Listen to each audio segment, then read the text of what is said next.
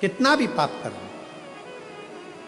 एक लड़का बैठा है जिसके डॉक्टर ने कह दिया कि तुम्हारी नाक की हड्डी ऐसी है, उसके कारण बस तुम्हारा सिलेक्शन।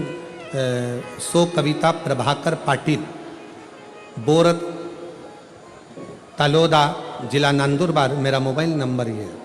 मेरा बेटा भूषण प्रभाकर पाटिल, कहीं बैठे हो तो आ सकते हैं। नौकरी की तलाश में था, उसे मिलिट्री में भर्ती होना था।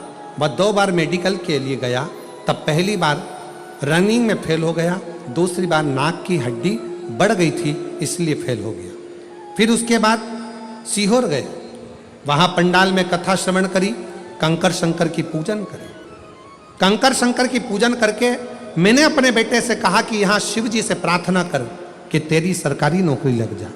बाबा से प्रार्थना करा, पूजन करके एक कंकर शंकर को लेकर घर आ गया।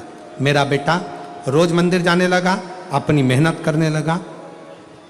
उसका मन था कि मेरा सिलेक्शन मिलिट्री में हो, और बाबा ने ऐसी कृपा करी, 2 बार रिजेक्ट करा, पर तीसरी बार जब हम कुबेरेश्वर धाम की धरा से होकर आए, कुबेर भंडारी से कहकर आए, शाम की प्रदोष की आरती बाबा की कर आए। आपसे भी निवेदन है, जितने श्रोता भाई बहन सीहोर की पवित्र भूमि पर कुबेरेश्वर धाम पर जाएं, निवेदन है इतना समय निकालकर जरूर जाना कि शाम की प्रदोष की आरती का दर्शन हो, प्रदोष की आरती में बाबा से अपने दिल की बात कहो, और फिर दूसरे दिन रात्रि का वहाँ विश्राम कर कर कंकर शंकर की भूमि पर दूसरे दिन फिर अपने अपने गंतव्य की ओर जाओ। बाबा से कहो।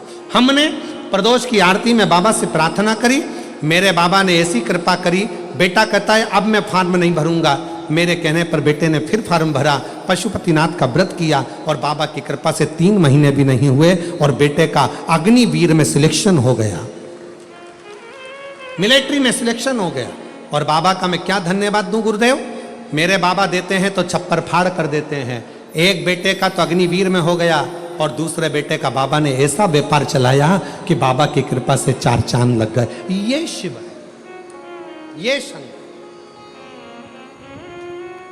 और तेरी कृपा का बोलो बोलो बोलो बोलो साहब।